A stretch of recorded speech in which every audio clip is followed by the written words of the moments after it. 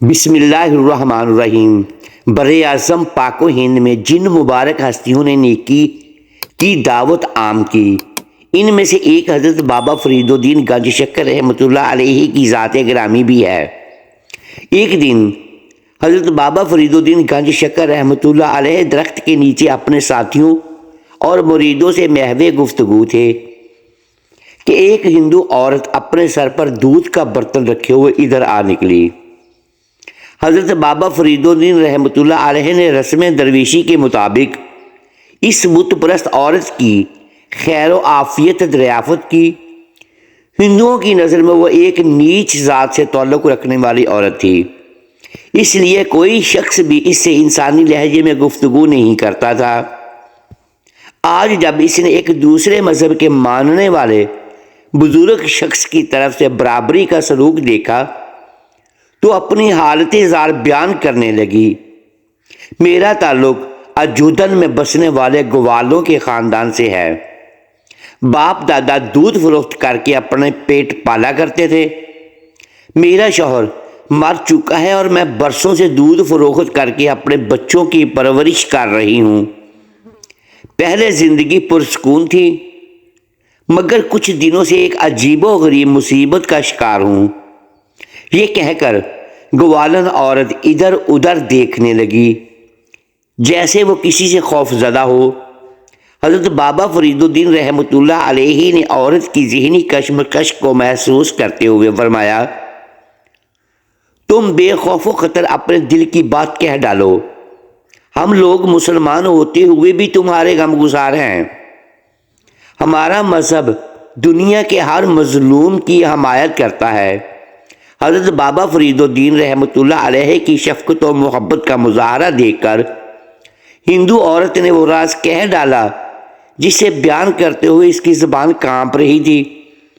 کچھ دن سے ایسا ہو رہا ہے کہ یہاں کے چند جوگی اور جادوگر مجھے پریشان کر رہے ہیں۔ وہ روزانہ مطالبہ کرتے ہیں کہ سارا دودھ انہیں دے دیا جائے۔ کچھ دن تک تو میں نے ایسا ہی کیا، مگر جب ان سے دودھ کی قیمت طلب کی تو جوگیوں نے بڑی بے رحمی سے جواب دیا کہ وہ لوگ جو چیز خریدتے ہیں اس کی قیمت ادا نہیں کرتے۔ میں نے آئندہ دودھ دینے سے انکار کیا تو وہ لوگ بددعا دینے لگے کہ اگر ہمیں دودھ نہیں دے گی تو تیرا دودھ اس قابل نہیں رہے گا کہ کوئی دوسرا خرید سکے۔ میں نے جادوگروں کی اس دھمکی کو کوئی اہمیت نہیں دی اور واپس چلی آئی۔ پھر جب دوسرے دن دودھ فروخت کرنے گاؤں گئی تو میری حیرت کی کوئی انتہا نہ رہی۔ دودھ کے تمام برتن کیڑوں سے بھرے ہوئے تھے۔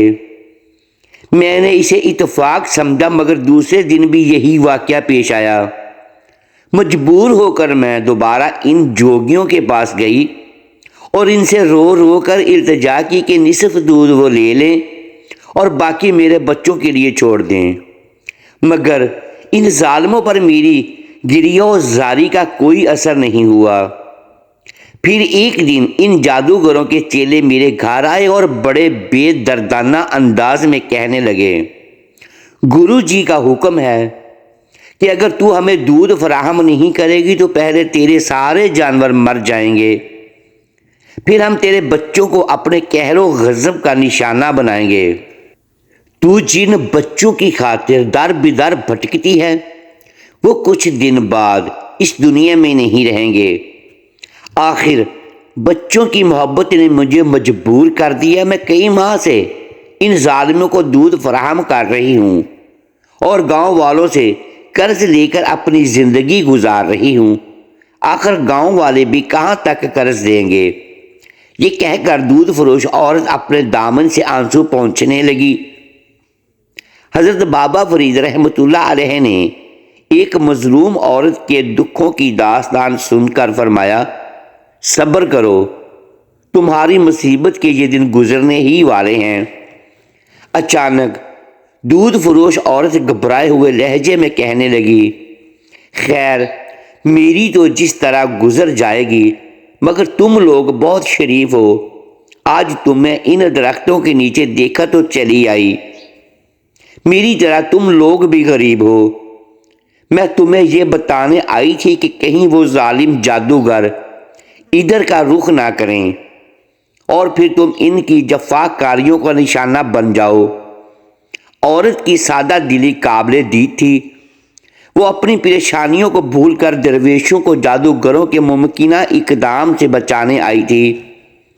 حضرت بابا فرید الدین رحمۃ اللہ علیہ اس دودھ فروش عورت کے خلوص سے بہت متاثر ہوئے اور فرمانے لگے، تم ایک سادہ دل عورت ہو، ہم فقیران بے نواز تمہارے اس خلوص کو ہمیشہ یاد رکھیں گے۔ ویسے تم بھی یاد رکھو کہ جب اللہ کی طرف سے کوئی مصیبت انسان کا مقدر نہ بن جائے، اس وقت تک دنیا کی کوئی طاقت اسے ذرہ برابر بھی نقصان نہیں پہنچا سکتی۔ اگر تم جوگیوں اور جادوگروں کے بجائے اپنے دل میں اللہ کا خوف پیدا کر لو تو تم خود بھی محفوظ رہو گی، تمہارے بچے بھی اور تمہارے جانور بھی محفوظ رہیں گے۔ تم بھگوان کی بات کر رہے ہو، دودھ فروش عورت نے حیرت زدہ لہجے میں کہا، میں اسے روز ہی یاد کرتی ہوں مگر میرے دکھوں میں کوئی کمی نہیں آتی۔ تم جس بھگوان کی پوجا کرتی ہو وہ خود ایک بے زبان مجسمہ ہے جو اپنی جگہ جنبش بھی نہیں کر سکتا، وہ کسی انسان کے کیا کام آئے گا؟ میں جس خدا کی بات کر رہا ہوں وہ اپنی ذات میں تنہا ہے، کوئی اس کا شریک نہیں، اور اس قدر قدرت والا ہے کہ ساری دنیا کے انسان مل کر بھی اس کے فیصلے کو تبدیل نہیں کر سکتے۔ تم اسی اللہ کو پکارو، وہ تمہیں ان دو چار شر پسند جوگیوں سے نہیں بلکہ دنیا بھر کے ستم گروں سے نجات دے گا۔ ابھی حضرت بابا فرید رحمۃ اللہ علیہ اس ہندو عورت سے یہ گفتگو کر ہی رہے تھے کہ سامنے سے عجیب حلیے کے لوگ آتے ہوئے نظر آئے۔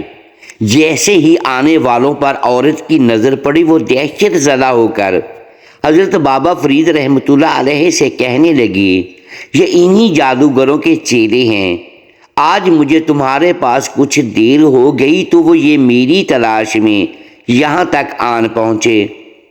حضرت بابا فرید رحمۃ اللہ علیہ نے عورت کو خوف زدہ دیکھ کر فرمایا، تم میری مہمان ہو اس لیے تمہیں ڈرنے کی ضرورت نہیں، میں خود ان لوگوں کو جواب دے دوں گا۔ جادوگروں کے چیلوں نے آتے ہی غیظ و غضب کا مظاہرہ کیا اور قہرناک لہجے میں عورت سے کہنے لگے، تم یہاں آرام سے بیٹھی باتیں کر رہی ہے اور گرو جی دودھ کا انتظار کر رہے ہیں، آج تیری خیر نہیں، اسے میں نے روک لیا تھا۔ حضرت بابا فرید رحمۃ اللہ علیہ نے جوگیوں کو مخاطب کرتے ہوئے فرمایا، تم بھی بیٹھو۔ ابھی فضا میں ایک مرد خدا کے الفاظ کی گونج باقی تھی کہ جوگیوں پر سکتہ طاری ہو گیا اور وہ اس طرح زمین پر بیٹھ گئے جیسے کسی غیبی ہاتھ نے انہیں زنجیریں پہنا دی ہوں۔ کچھ دیر بعد جوگیوں کی دوسری ٹولی آئی۔ حضرت بابا فرید رحمۃ اللہ علیہ نے ان سے بھی وہی فرمایا، بیٹھ جاؤ، اور وہ بھی سر جھکا کر بیٹھ گئے۔ الغرض گرو نے اپنے تمام چیلوں کو بھیجا اور وہ سب کے سب اس طرح بابا فرید رحمۃ اللہ علیہ کے سامنے سر جھکا کر بیٹھ گئے جیسے انہیں کسی طاقتور مقناطیس نے جکڑ لیا ہو۔ آخر میں جوگیوں کا گرو اپنے چیلوں کو ڈھونڈتا ہوا ادھر آ نکلا، تم لوگ یہاں کیا کر رہے ہو؟ گرو نے غضبناک ہو کر اپنے شاگردوں کی طرف دیکھا، انہیں میں نے قید کر لیا ہے، اب یہ کہیں نہیں جا سکتے۔ حضرت بابا فرید رحمۃ اللہ علیہ نے فرمایا، کون ہے اس دنیا میں جو میرے چیلوں کو قید کر سکتا؟